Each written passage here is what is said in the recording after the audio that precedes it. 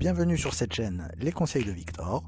Je suis conseiller en banque et assurance avec une grande expérience dans l'immobilier et souhaite partager avec vous mon expérience, mes conseils dans ces différents domaines. N'hésitez pas à vous abonner, à liker ou à partager cette vidéo si vous la trouvez pertinente. Bon visionnage.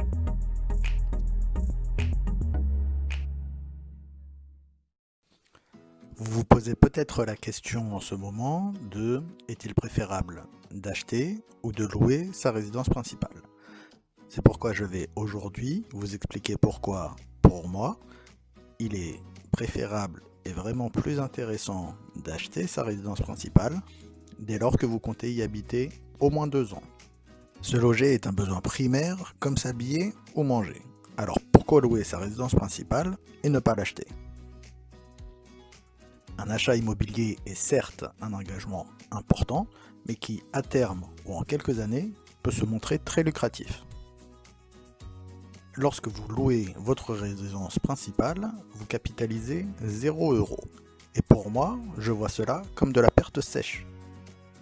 Je vais maintenant développer de manière chiffrée, afin que vous ayez une idée plus précise et que vous puissiez vous faire votre propre avis.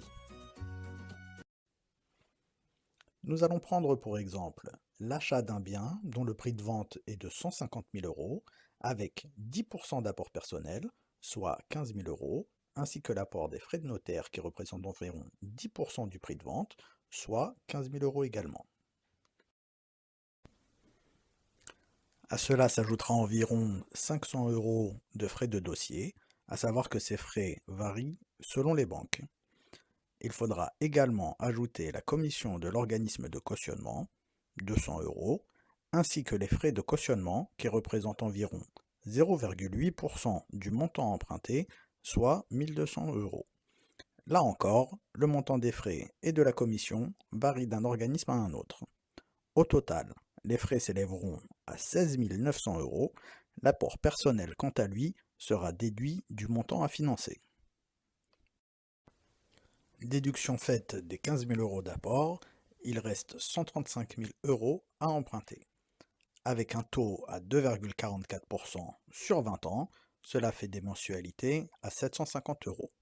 Dans notre exemple, les charges de copropriété sont de 100 € par mois et la taxe foncière de 750 € par an, soit 62,50 € par mois.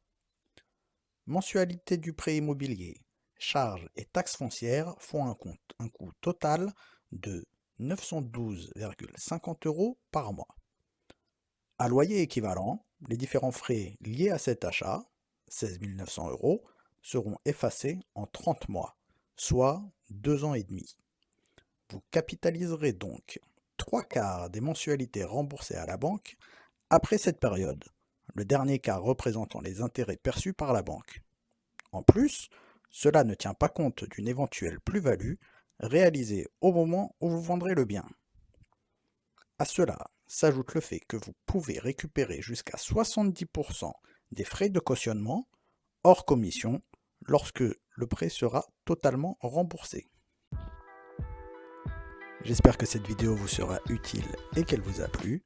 Si c'est le cas, n'hésitez pas à vous abonner, à liker ou à la partager. Et je vous dis à très bientôt pour de nouvelles vidéos.